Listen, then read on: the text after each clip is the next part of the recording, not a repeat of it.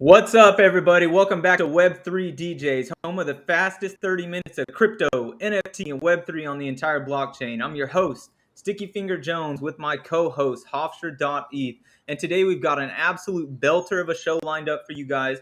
Our guest today is a purveyor of apes. We want to make sure before we go any further that we let you know his opinions are his own. We know the man as the founder of DegenHQ, a place where degens can be degens. You guys might know him a little better as the director of Negative Vibes. No matter what, there's one thing that's undisputable. This man is an alpha legend. Ladies and gentlemen, welcome to the show, Nick.nft. How you doing, brother? Thanks, man. It's good to be here. I appreciate it. It's fun to be on here and get to talk about what's been going on. Absolutely, man. You know, we're really excited to have you. And before we get any further into the show, we got to let you guys know that if you enjoy this content, the number one thing you can do is tell us about us. The number two thing you can do is hit that subscribe button if you're on YouTube. If you're on Twitter, go check us out on YouTube.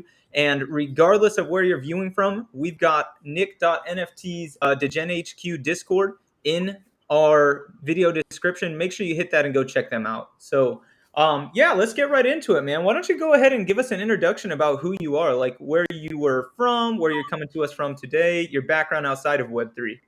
Okay. I'm actually way different in in real life than I am in the Web3 space. I do construction in my day job. I'm self-employed. I do carpet, tile, hardwood, all that kind of stuff. And I'm a second generation, so I learned from my dad. I kind of grew up with that mindset of I wanted to follow in my father's footsteps. That's kind of like a traditional thing. Like you did what your parents did, or you did what your dad did, and he Yeah. taught you his job.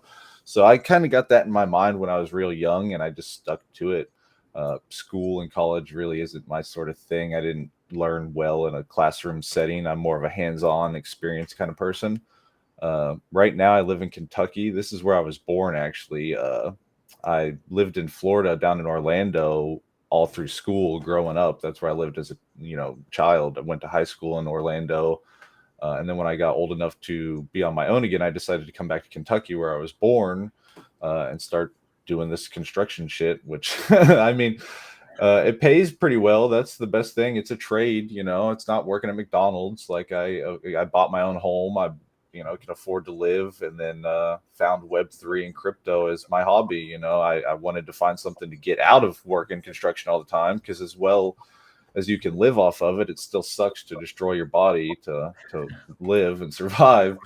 But now I'm hooked in Web3 and crypto. Like that's always been my passion, was technology, electronics. I was big into Pokemon and Yu-Gi-Oh, trading cards, and NFTs. To me, it's just Pokemon on a whole nother level. It's like big boy gambling with Pokemon involved. So I'm all about it.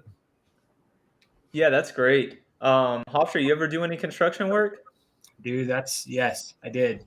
I hard carried for a cement company in high school. And then, when I was like 19, I worked construction. So I think you got to do that. I mean, I think Oh it's good yeah, just to understand, because once you do it, you're like, I totally understand where you're coming from, trying to where figure you something don't want to do it anymore. out. Exactly. Yeah. Yeah, I mean, it's a Yeah, good living, but yeah, I'm definitely into Web3. I'm definitely trying to push forward in Web3. And I mean, I'm at the point where I could probably quit my day job if I wanted to, but it's a secure living. It pays all my bills. I don't have to worry about anything. I just show up, do my job, get paid. So I'm gonna stick to it until I don't have to, I guess. yeah, that's awesome. I also did some construction growing up. I was building and maintaining pools and that sort of thing. But yeah, so you go from building in real life to building in the metaverse. Why don't you talk to us a little bit about like your role in Web3, what you're doing in Web3 right now? Yeah, it's crazy. The way I see myself in Web3 is I really don't have any talent as far as like drawing or I mean, I guess I'm decent at creating a story, but I see my real talent as just connecting other individuals with talents that have trouble finding each other, trying to connect artists together with the audiences for them and stuff. So even back when I had about 4,000 subscribers, every project that I got involved with, I ended up being like that main face Like, it was just because I loved the project so much and I was there all the time. I was usually the number one person in Discord, the number one person supporting on Twitter, and that's just kind of how my channel became. I took a project from the bottom, blew it up to where it was popular, and then they kind of had to do their own thing from there. I can only do so much. And that's kind of how I became an alpha caller, is because I would find these projects that were worth nothing. And then after a few weeks, they were worth way more because of my passion. When you love something and people see that you love something, they end up loving it as well. Like it pulls that out sometimes. So that's kind of where I see my position is I just find good things that I like and share them with other people. Hope, try and spread that info around. That's like the best thing I can do in Web3 with my channel being like 24,000 followers is just share information. Like that's my most useful, skill.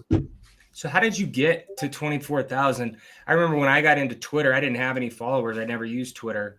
And it's hard. It takes a while. Like honestly, I think a lot of it has to do with just jumping through all the different communities, like spending time in all these different communities. When I had 4,000 followers, it was basically from YouTube. So I actually have a YouTube channel, but I gave it up a long time ago. I made it to about 1,000 subscribers back when the whole YouTube kick was blowing up and everyone was doing Let's Plays and stuff like that. And then I just gave it up and eventually transitioned to Twitter, where I took my Let's Play Twitter and turned it into Web3 crypto Twitter. So I took 4,000 followers and turned it into 24,000. Basically, like I said, from going from community to community. One of the first ones I was part of was Crazy Skulls NFTs, and I gained a couple thousand there and was part of that community. And then I ended up buying my MAYC, my mutant ape, in November or December of 2021, and that really gave me a big bump. That gave me like a few thousand followers, and then it's just like every step I took, I gained 4,000, 5,000, a few more thousand. I got to the point where I was getting 100 a day, 100 a day, 100 a day. And then it just kept going. And I think part of it is people hate me too, because I've pissed off so many people and I'm so open about the way I feel that people, as much as they hate it, they want to see it too. Like they might not like your opinion, but they want to see your opinion. So I have all these people that follow me that I know don't like me, but they follow me anyways. So but that's how it is. If you're popular, not everyone's going to like you. Yeah, that's really interesting. I remember coming in and someone gave this, like, they were talking about the conversion rate in paid advertisement or paid engagement and followers versus what you would buy an NFT for and how many followers you would get out of that. And it was significantly lower. And they were like, who wouldn't buy something for $400 and then have 6,000 new followers? I don't know if it's like that anymore because I don't think the communities are as engaged anymore. Yeah, and there's so much scamming going on of people using fake PFPs, and even myself, like I don't follow Bored Apes as much as I used to because there's way more fake Bored Ape PFPs than real ones now. So if they don't have a hex and I don't already follow them, then I'm probably not going to follow them back. If I see a Bored Ape account with 2,000 followers and they have a Bored Ape Yacht Club PFP with no hex, I'm probably not going to follow it because it's most likely a new account that's just trying to scam people. And so I think that's part of it, why that doesn't work as much anymore. Everyone's so worried about getting scammed. Yeah, and so for those of you who are listening, the hex, as you can see on his Twitter here, it basically is like a way to verify that you actually own a PFP versus the traditional circle. And so does this mean you are pro hex? Yeah, I am. A lot of people were worried when it first came out that, we're connecting our wallet to an outside source. This is going to cause me to get hacked. I'm going to lose all my NFTs, blah, blah, blah. But that's not really what it is. They're just sourcing your wallet to see what's in it. It's not like it's connected all the time. So I don't really worry about it. I think it's unfortunate that it's only available in America because there's a lot of people that live in other countries that they want to have the hex so that people think they, that know they own it, but they can't. So. Yeah, that makes a lot of sense. So I got to ask you, obviously we brought up in the intro that you are the founder, right? Correct, of DegenHQ. So at what point in your journey, and I'm going to pull it up here, at what point in your journey did you say like, you know what, I've got enough people interested in what I have to say. Let me go ahead and start on this new journey. Well, really, it was I was part of, I don't know if you've heard of Apocalyptic Apes. I was part of I have. Apocalyptic Apes, and they got to about an ETH of 1.4 at one point, and then started to crash. And I had a big following in that community at that point in time, and I had been involved with the Grandpa Ape Country Club for months. I had been talking to the founder and trying to get his project off the ground because I really liked it. And it was just the perfect timing. He decided to mint about the time that Apocalyptic Apes were going backwards. And I pulled that whole community into Grandpa Ape Country Club and sent that from 0.03 mint to like over an ETH. And that's kind of when I decided that like I was pretty decent at rallying people around. And I met a few people. One specifically, my buddy One Eyed Goat. He's part of the DegenHQ, and he was like behind me all the way. He's like, dude, we should make a Discord. You should just make your own server. You know, all these people want to listen to what you have to say. Just make a server.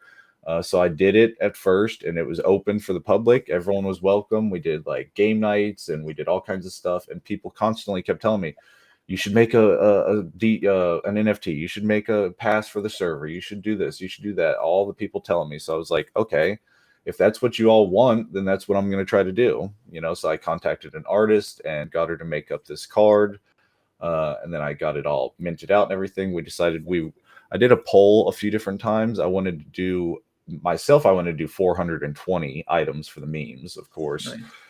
But the community was like, no, let's do 1,000. That way everyone has a chance to get some, which I thought was too much, which turned out to be too much because we've only sold 471. So we're actually thinking about capping it at 500 once we hit 500 and just sealing it at that.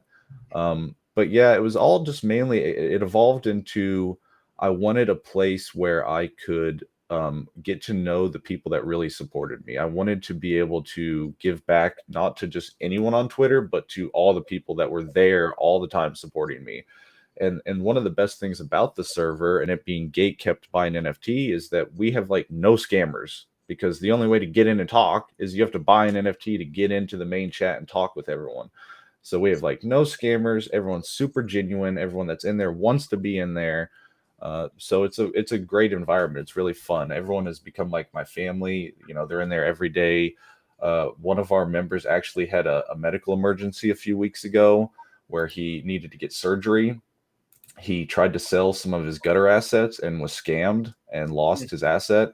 So everyone in the server rallied together and sent him as much money as we could to try and get him to get his surgery done and everything. So that's, you know, it's a big family. It really is. And that's what I really love about it. That is really awesome and inspiring. And I found a community like that myself, where I really identify in it. It becomes more than just like people I engage with on Twitter, just like you suggested. It becomes Oh a yeah. family. And so, just real quick, from a high level perspective, for somebody who's never heard of DegenHQ, can you give us like exactly what it is, like how you would describe it, maybe the elevator pitch?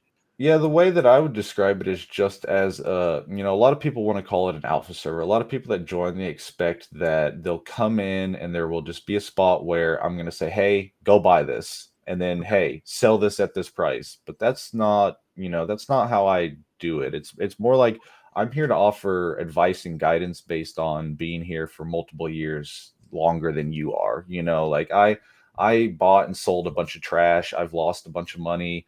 I can look at a lot of NFTs and just kind of tell that, yeah, they might look good and they might do good for a day or two, but they're probably not going to last the test of time.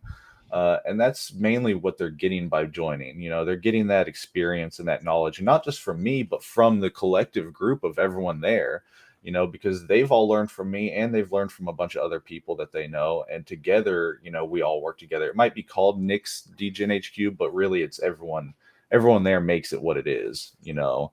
And that's just what it is. It's just a big community of people that stick together and work together. And one of my main goals was, there's Discords for all these different projects. You know, every project has a Discord, but where's the Discord where you can hang out and just talk about anything? You know, all the projects, you know, if you're in one Discord, they don't want to hear you talking about all these other projects you're in. Right. Hey guys, come buy this stuff with me, you know. But in DegenHQ, you can talk about that. We don't care. You know, if you want to go buy that, you want to buy this, you want to buy that, you know, tell us about it. We'll all talk about it. We'll discuss it. and we'll tell you if we think it's a good idea or not. You know what? I found that to be the most valuable thing to learn crypto and NFTs is to find a group or a community to bounce that off you can of. Exactly, because you end up getting a big mix of different people.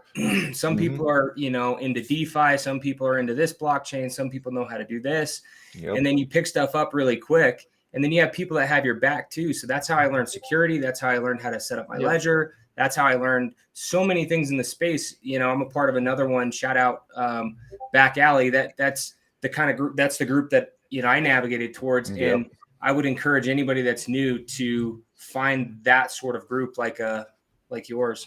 Yeah, somewhere where you can just be yourself and do your thing. Yeah, and I want to echo y'all's sentiment. See, it's definitely important to find a group of people who you can bounce ideas off of. But the number one thing I think that we see in Web3 is everybody has an opinion and everybody wants to make it heard. So, while finding a community is important, finding a community that you can trust, right? That's the key. And so again, shout out to the Back Alley. And it seems like you've definitely established that with the DegenHQ. And so talk to us a little bit about the benefits. Obviously that story about coming together and rallying behind somebody in your community who needed help. That's definitely one. But so right here, we've got some success stories here. Yeah, why don't you talk to us about that? Yeah, we've done a bunch of giveaways. We try to do them pretty regularly because I just like to take from my profits. Like I used to do giveaways on Twitter, all the time. We'll give away like that right there is one I just gave away to an Alpha Pass member. They had to be a server member to win. Awesome. And that's part of the servers. I wanted to be able to reward the people that were with me all the time, take what extra I have, and instead of giving it to someone that I've never talked to before and they end up selling it or taking an offer on it and dumping it, sell it or give it to somebody that, is there with me all the time. Exactly. You get what you give. So that's what I've always tried to do. It's like all the money I make in crypto is just extra. So why not share the wealth, share it around with people that might not be as experienced, that might have lost. And, and then we like to give away ledgers because everyone needs a ledger. We occasionally do game nights in the server. We'll do movie nights sometimes where we'll get together and watch a movie. We'll stream a movie and do giveaways and stuff like that. And it's actually a good time that we're having this interview because I'm actually working on like a next phase for our server. I commissioned an artist about 2 days ago to create us a new collection that's going to be like a reward collection for all of our members. We're going to give them away as prizes and stuff like that. And it's going to be similar to like the MVP collection from Meme Land. And then we're going to be slowly progressing in that direction. I want to evolve our Alpha Pass PFP into a PFP. I don't know if you've seen, there's a way now in OpenSea to actually have a double image. You can add a button to the actual image and it'll flip and show you the backside. So I kind of want to do that with our Alpha Pass where it'll flip to a profile picture image at some point in time. Yeah. So there's a few things I've got planned for it. I think we saw that actually with Dizzy Dragons. They have that capability on their OpenSea collection where they've got like 3 different views if you click on that. So yeah, I think that's a really great idea. But yeah, that's about the extent of it. We just basically all hang out in there every day. It's a good safe place where you don't have to worry about getting scammed by somebody in there. There's not a bunch of random people just coming and going all the time. We do giveaways every other day usually. And not just myself, but also like the staff that I have, they run giveaways with stuff that they get. And my buddy HD gives away ENSs all the time, like 5-digit ENSs. And so, yeah, it's a pretty fun time. Everyone is very understanding of what we're doing. So no one is negative. Everyone is down to just ride it out and let things happen as they happen, Hey, since you brought it up, I gotta ask you about it. You said your buddy's giving ENSs away, but check out the tweet you hit about 2 hours ago. It says ENS is sucking all the liquidity out of the market. Why don't you talk to us about that? Yeah, it's because I tweeted that right after I saw somebody bought a 3-digit ENS for $49,000. I think it was either a 3-digit or a 4-digit ENS for like $50,000, and I just thought to myself, so this guy just bought this number that he thinks is going to be useful for, which I mean, eventually it might be useful for something, but that's not something you're just going to flip because you decided you spent 50,000 when you shouldn't have, you know, like, oh, I bought this NFT, man, I need a little liquidity. Maybe I might need to sell it. You know, you just bought a number, you know, and you're going to have to pay for that every year, you know, or every 5 years or whatever. Like, you have to maintain it or you'll lose that $50,000 you just spent on that. To me, it's a dangerous investment, and it's a very long-term investment. I mean, like 20-year investment, you know, that's not 5 year, 10 year. That's a long time from now before that's going to be super valuable.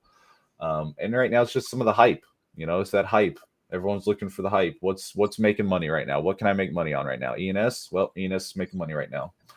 But I think it's super dangerous. Pretty much all the hype right now is Utes. That's today. Did you get on that? No, not yet. I either. hope I do. Yeah, I applied as an alpha caller and I sent him a bunch of tweets and all kinds of stuff. We'll see what happens. I know. I think you had to like know some people. Like if I look at everybody that's in there, I'm like, man, good for them. Yeah, I mean, I'm not much of a Solana person anyway, so it's like whatever. Yeah. So, you know, something that we definitely wanted to bring up with you, you hit on a little earlier in the show, is like it or love it. You know, you're telling people how it is. And one of our key segments here on the show is called Beefing on the Blockchain. And for whatever reason, we always have to caveat with, we know it's all WAGMI vibes and so on and so forth. But what is the beef you have on the blockchain? Oh, there's a lot of people that I beef with on the blockchain, and it's usually it's a misunderstanding usually. Like, it's usually people don't like to hear the truth is what it is. You know, people don't want to hear it, especially if it's to do with money. You know, if you tell people, hey, you're gonna lose money doing this, they don't want to hear it. You know, unless they're your friend, then they might listen. You know, but most of the time, people aren't gonna hear it. So that's where I've made a lot of enemies, is by one instance was for Grandpa Ape Country Club. I was basically the manager of the project. A lot of people thought I was the dev of the project because I was the face all the time. Me and the actual dev got into it over payment because he wasn't paying me and I was making him tons of money. And I was like, dude, I'm just done. I'm not going to do it. He was trying to tell me what to do. I needed to be here for meetings and I needed to be here for spaces, even though I'm not being paid. I'm like, dude, I'm not. I do what I want to do. Like, so I told the community what was going on. I'm like, hey, I'm out of here. I'm like, this project is not going to go anywhere with this, you know, dev doing this like this. It's a problem. I'm done. You should all get out while you have the chance. and people took that as a negative thing because the floor crashed, you know, which I warned them. You know, but that's part of the impact that being an influencer, I don't know. It's just such a sticky situation. Like, you want to tell people the truth, but if you tell people the truth, it can hurt a lot of people, you know, because it made the floor crash. And part of it was I warned people that the contract was compromised. So the dev actually bought the contract on Fiverr from a contract dev. And Zach XBT contacted me a few days before this whole incident happened. And he said, hey, man, the contract for the project you're with has an exploit, an ETH trading exploit in it. And he said, that's not good. Like, you need to do something. So I told the dev and the rest of the team, and they were like, no, shut up. It's fine. Don't worry about it. Don't worry about it. And then I told the community, I was like, hey, this could be a problem. And it did end up being a problem. OpenSea pulled the collection like a month or two later. They wouldn't let them sell the collection because the contract is exploited. OpenSea doesn't want to be involved in that. You know, they know something's wrong. And it took like another 3 or 4 months to migrate to a new contract at that point, which drastically hurt the project. If they had done it before, when I had told them, it would have been a little bit better, but they didn't want to listen. So a lot of people hated me over that whole situation, you know.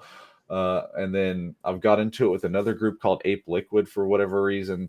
The head guy, Aleph1, he was part of Apocalyptic Apes. He came in about the end and he started just buying tons of apes and just giving them away to everybody and flexing all his money and pushing his space, you know, with all his money, basically. Yeah. And I'm not about that. Like, I'm not about like rich people coming into the space, buying everything, giving it all away and gaining a huge following and then manipulating the mass, you know, and that's what I saw. And no one else saw that. They're like, no, he's a great guy. He just wants to give us all money. He's rich. He just wants to give everyone money. And I'm like, okay, whatever, you know, just whatever. You believe what you want to believe, but I'm not investing in what he's doing because to me, it's a scary thing. I'm not trusting it. So a lot of people hate me over that. And it's just because I'm open about the way I feel. You know, I might be wrong. I admit I might be wrong, but I'm still going to say what I think, you know? For sure. It's kind of funny if you look really closely in this space, truth and FUD are almost synonymous, Yeah, to be honest pretty with you. much. Yeah. Yeah, if somebody's yelling at you and saying you're fudding, you're probably out there preaching the gospel. So, Yeah. And I have a lot um, of, that's why I don't worry too much because a lot of people, they're like, dude, just keep doing what you're doing. Keep saying what you say. You know, who cares what people think? So, yeah. What you got for us, Hofstra? Well, I was just thinking, man, like when you get into this space, you don't know anything. It's kind of like you're walking through a forest, with like a blindfold, trying to figure your way around. You don't know like who to. It's so weird, man. It's like I had to essentially learn a new language, and then yeah. from there figure out who's full of shit and who's not, and then navigate towards like, okay, now I got to find security. Now I got to learn, like, there's just layers to this, and there's some pretty smart people that know computers and blockchain, and like you're talking about the exploits.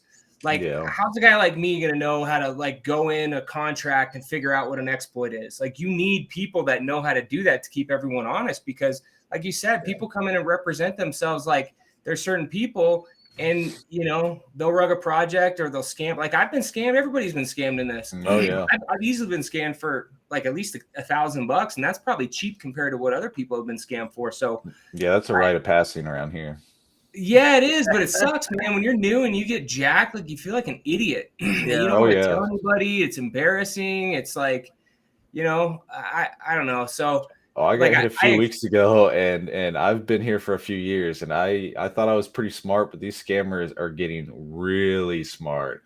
They got me are. for OG gutter dog and a rat at the same time. Oh man, how did So that that happen? How did they get you? What was the so scam? we were in the gutter server, buy sell trade area, and there's a guy in there that I've known for a long time, Parzival, and I was trying to sell something. I was trying to sell my dog and my rat as a pair, and Parzival DM'd me. He's like, "Hey man, I want to make a deal with you," and I found out later it's not Parzival. See, what happened is he was DMing both of us at the same time. He was actually, the scammer was in contact with me and Parzival at the same time, and he scammed us both at the same time. It's really crazy. He would go into the server and pose as one of us, and then he'd be talking in the DMs. It was crazy. He incepted me. I didn't know who was who at a certain point. It's all because of Discord's crap. If Discord would make it where you couldn't change your name to the same as someone else's name, that wouldn't happen. So, but yeah, I wasn't paying attention close enough. I should have gone to Parzival on my friends list and DM'd him from my friends list, and then it would have never happened. But that's that's the way it goes. So did you send him, and then you were waiting for something back? Yeah, exactly. Because like I wasn't, like, I was a little concerned because I hate doing trust trades, but at the same time it was someone that I knew, and that's where like the scammer really got me. I don't even think he knew that me and Parzival had a previous relationship before this, but we've known each other for like 2 years on Twitter. So when he DM'd me about it, I was just like, oh, okay, it's Parzival. It's like, I don't really have to worry about him. Right. So it was much easier for the scammer, I'm sure. But if he had just picked some random person from the gutter server I didn't know, I'd have been much more skeptical, I'm sure. Yeah, dude. I mean, we could probably do a whole episode just on different scams we've seen and how they've changed. Like it almost trends. Like I remember when they were posing, or they would hack into like Bored Ape Yacht Club, and that, or someone would create something and then it would say, you have to get in this thing and then pay this amount, but then you click on it and it drain your wallet. And then it was just happening over and over and over with projects. And because there's so much FOMO, people want into this stuff. They don't pay attention. They just click. And I'm sure in your guys' alpha group, you guys are talking about like what's coming up and just keeping a lookout for people, right? Oh yeah, we tried to, like, especially with all the scam stuff. A lot of the people in the server are pretty safe, but it's like I said, the scammers are getting smarter and smarter. So unless someone gets hit by it, it's hard to even know what they're doing. Yeah. I definitely agree. I know that we're kind of coming close to time now, but we definitely wanted to bring up, I see here, and assuming this is correct, you've got a birthday coming up. Yeah, September 13th. So if you guys are watching the show, make sure you go by Nick, wish him a happy birthday. You got any plans? I'm thinking about going to GutterCon in Vegas, but I haven't nice. decided for sure yet. I would really like to get out there, but I kind of didn't plan fast enough. And so I was looking at hotels last night, and it's like $2,000 for a hotel for a few Yeah, it's like days. I 400 bucks a know night. it. And then I'm thinking, okay, that food, and I'm thinking about other stuff, and I'm deciding whether or not I want to blow fucking $4,000 to go to Vegas for a few days. Crazy. Yeah, I'm That's right there getting off with you. cheap. And yeah, I want to bring it up since we're on the topic, man. You know, you've got this sick gutter cat. You've got the banner made by Mr. Jabril. Shout out to Mr. Yep. Jabril. Oh, hell yeah. Yeah, you've got, Grant here on your page. And just last night, you brought this bad boy into Yep. the gutter ecosystem by burning a mint pass. Man, how do you feel about the gutter cat gang? Like, what are your thoughts on it? Oh, Why have it's you just gravitated here, especially when you have a mutant ape? well, a lot of it is my buddy Equinox, that is one of my staff members in the DegenHQ. So he was pro gutter day one. I mean, all he ever talked about was gutter cat gang. He wanted to get an OG cat. He started out with a clone, and he literally took a clone all the way to an OG gutter cat, Right. trading and wheeling and dealing, and now he's got a good set. And then that pigeon right there, the pink background one, that's my other buddy HD Extracts. He burned that mint pass yet the day before yesterday. So he's like, okay, man, I need a pigeon. I'm just going to burn a mint pass and try and get a banger. And then yesterday I was like, dude, did you burn it? He showed me. He's like, dude, you should go buy one and burn it. And I was like, okay, fuck it. I was like, I've never burned one. I wasn't there when we could burn them. So I was like, I'm doing it. Let's do it. So we burned the 2 newest pigeons in the ecosystem. Awesome. So you're in you have a mutant, so you're in the Bored Ape Yacht Club community. I'm guessing you Yep. probably have some land because of Yep. that. And then you're in Gutter Cat. What other projects are you in that you're bullish on?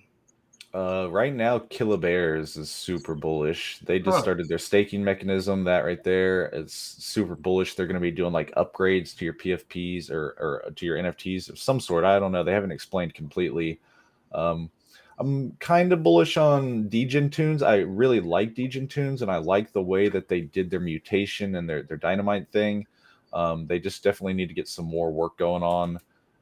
Another project I'm super bullish on, a lot of people don't know about, is Ape Reunion. So it's What is it? actually Ape Reunion? Ape Reunion. So it's a small team of 3 people.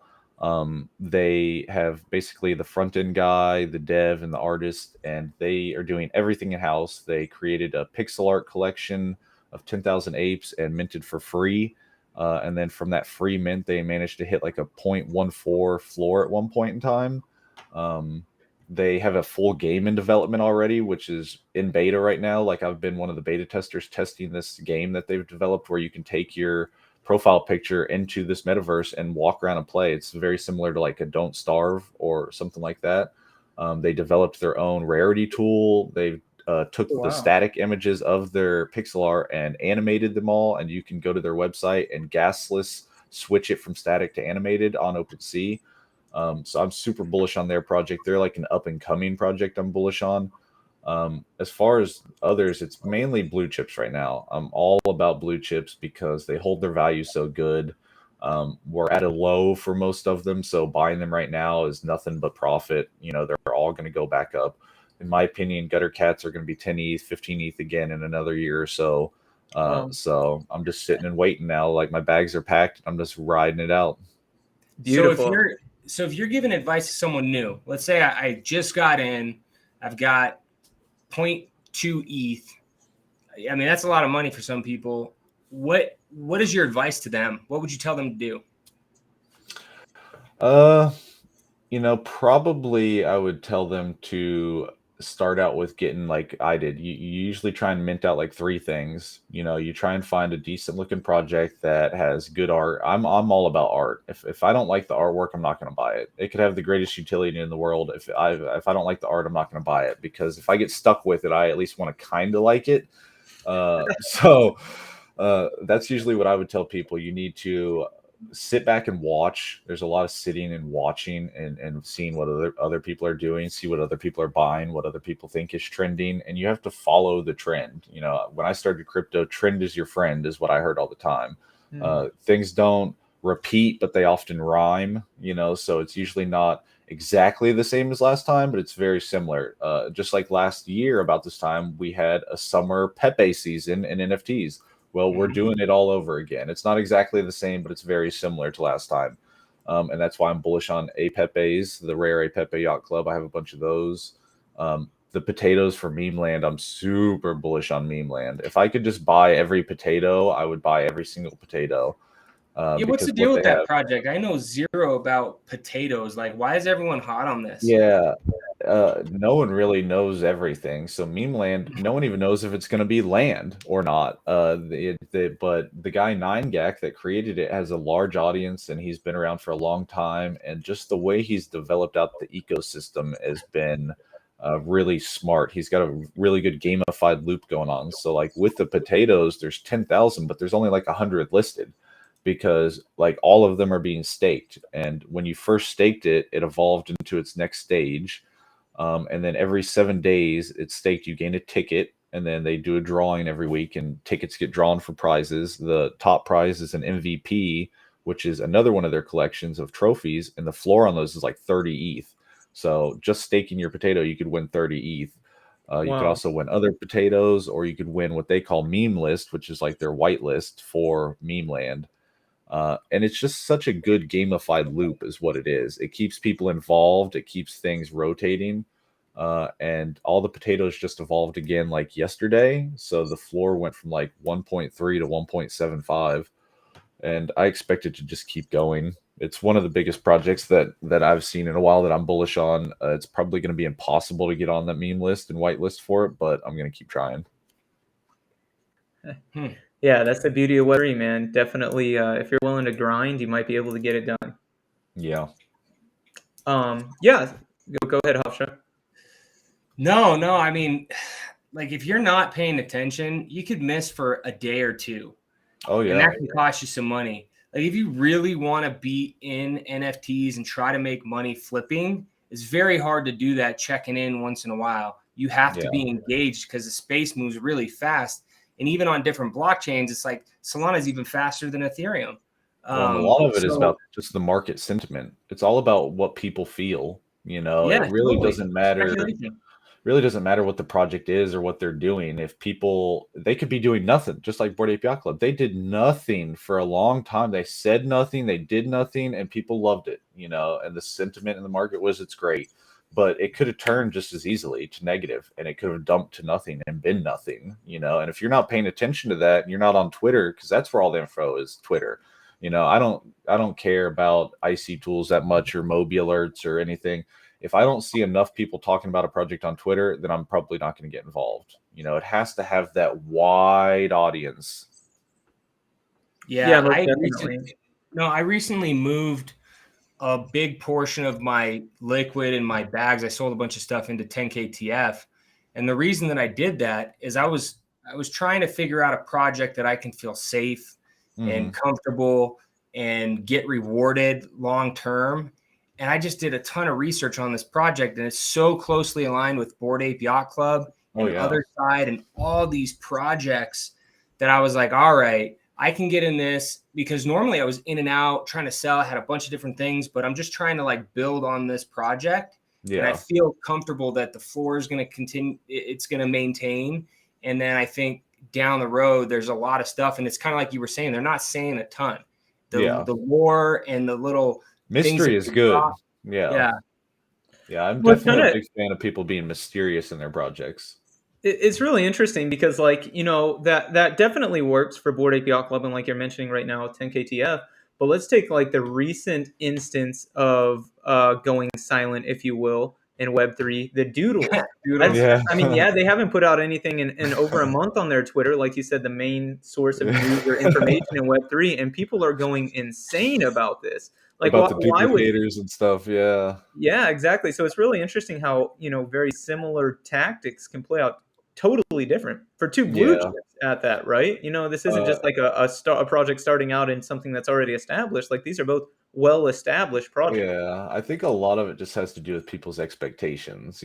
People compare everything to something else. So people are comparing it to Bored Ape, and they're comparing it to this and comparing it to that, and they're hoping that it's going to do the same thing. And when it doesn't, just for a moment, it doesn't do that. It goes the other direction. They're like, oh no, it's not doing that. It's terrible. Dump it all. You know, and that's what happened with duplicators. Kind of is like everyone's like, okay, we can wait a little bit. Let's see what happens. And then it's like, is anything gonna happen? Someone's like, man, nothing's gonna happen. They're like, oh shit, nothing's gonna happen. Dump it all. So yeah, you know, the tricky part though, like when I was saying the new person coming in, like you're like, I'm investing in blue chips. Well, that's great if you've got, you know, 30,000 plus in Ethereum that you can mess with. Because even if you buy like Amebits is like 3.5, or, you know, the lowest entry point. I mean, even the other side. But what are you going to do with another side if you're not really connected? It's still 1.5 ETH. Because like you got to have a few $1,000s just to jump in. Yeah, like once you lock in a blue chip like that, you don't have any capital to continue trading, you know, if you do that when you're starting. So then it's super boring. You know, it's like what I show up every day and pay attention for if I can't even play and trade and do anything, you know, so people lose interest really quick then. So you really do need to have that fine balance of, I'm going to do a little bit of buying some cheap stuff, try and flip it. And there's people I know that they only go for minimal profits. You know, any profit is good profit. If you can buy something for 0.1 and flip it for 0.5 or 0.6 and gas doesn't eat all that up, you profited. You know, oh, well, do it again, do it again, do it again. If you could do that every hour, you know, for a week, you might make 0.3, 0.4, 0.5. And then you can take that and slowly invest it into blue chips. You know, that's what I try and do. I try and make good profits off small projects because that's where the most volatility is. Just like an altcoin, you can get the highest gains, and then you take those altcoin gains and you move them into Bitcoin and ETH. It's the same thing with NFTs. You go for those volatile plays. You try and buy 10 of them for $100, you know, and hope that you make it big. You know, maybe you don't, you lost your $100. You know, you put them all in the hidden folder. That's why I got 600-700 items in my hidden folder, you know, but sometimes you'll hit, you know, like with goblins, I hit on goblins. Like I had a bunch of losing plays. I bought a bunch of stuff, put it in the hidden folder, lost money. Then I bought like 4 goblins and made like 10 ETH or something, you know, 11 ETH. And that made up for all the money I lost plus a bunch more. So it's like, as long as you can hit one of those plays every now and then, you'll be okay. I have one last question. So, I mean, you got all these NFTs. I'm assuming you've got them in hot wallets and probably some in cold wallets. But if you're going to interact and make moves, it's very difficult to do that quickly with a ledger or cold storage wallet. You almost have to have it exposed a little bit to get in this. So, like, how are you doing that? I use 3 ledgers and a Coinbase wallet. I very rarely, I use my Coinbase wallet when I'm doing scary mints, like stuff that I have no idea about, like free mints and just stuff I've never even heard of. Someone's like, hey man, go mint this. I'm like, all right, Coinbase wallet, boom. Other than that, I have my main wallet, which is a ledger, and I use that as my main wallet. And I do a lot of my fast minting from ledgers too. I run off a node, actually. I'm part of Just Cubes, an NFT project where just holding their NFT, you get to use their hypernode. So that gets you into the blocks a little bit faster sometimes. What is a hypernode? For people it's basically, it's just like with Bitcoin. When Bitcoin makes a transaction, it has to be confirmed on the blockchain, and you know something has to do those transactional data. That data, that's basically like what an ETH node is. It's doing that transactional data. And putting it into the block. It's basically, I don't know, it's hard to explain. It's like having a VPN kind of. It's like your way in opposed to the main way in. Like you go your own way in, which is a little bit faster. So that's a project I got involved with a while ago and got on their hypernode, and it's a little bit quicker to get into blocks sometimes. But I do just use ledgers. I have my main ledger that most of my like non-valuable NFTs are in, that I openly buy and sell back and forth. Then I have my NFT vault where my MAYC and all my gutter assets are, that all it does is transfer. It transfers to the main wallet to sell, and it receives from the main wallet to hold. And then I have another ledger that's for ETH only. All I send to it is ETH. It's my ETH vault. If I have extra ETH, I send it over there and just let it sit.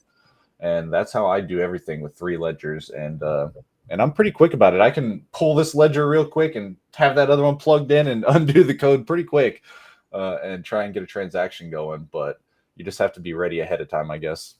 Yeah, I got to be better about using my ledger. I've got one up here, and I put a couple of things on it, but it was a bit complex for me, so I gave So up, yeah, if you will. But there's yeah. my NFT vault. There's my ETH vault, and then I have my other one that's plugged in and hanging. And then I have some of these bill foddles too for your seed phrase for my NFT vault. So it's all titanium, and that way your seed phrase is titanium, and it can't be burned or destroyed.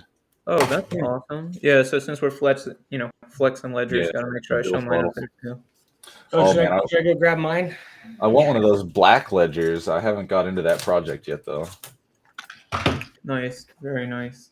Yeah. So again, Nick, we really appreciate your time. This has been an awesome episode. Like I said, my favorite thing is when it's just a bunch of dudes hanging out talking about Yeah. NFTs. Is there anything that we didn't ask you about that we should have asked you about, or anything else that you want to bring up as we close? Well, not that I know of. No, not really. We talked about burning a new Pidgey. We talked about the server and a bunch of other stuff. What I do in real life, which mainly what I do in real life is sit here in this chair and stare at this computer. But yeah, it's been fun. It's been a good time. It's nice to talk to you guys and meet you guys. Yeah, likewise, absolutely. man. Most definitely. So again, everybody, make sure that if you enjoyed this content, the number one thing that you do is go ahead and tell somebody else about it. Number two, check us both out here on Twitter. We've got Nick's Twitter pulled up. We've got the DegenHQ. We've got the link to the DegenHQ Alpha Pass and their Discord in our video description. Make sure you go check them out and show them some love. Tell them Web3 DJ sent you. Otherwise, head on over to the Web3 DJ YouTube. Hit that subscribe button. And we would be remiss if we didn't bring this up. Our man Hofstra has been out there killing the TikTok game. Make sure if you're on TikTok, you go ahead and check us out and follow us there too. Until next time, I'm your host, Sticky Finger Jones. We got Hofstra here as well. And the man, the myth, the alpha legend, Nick.nft. Thank you all so much. We'll see you guys next time. Peace. See you later. Peace.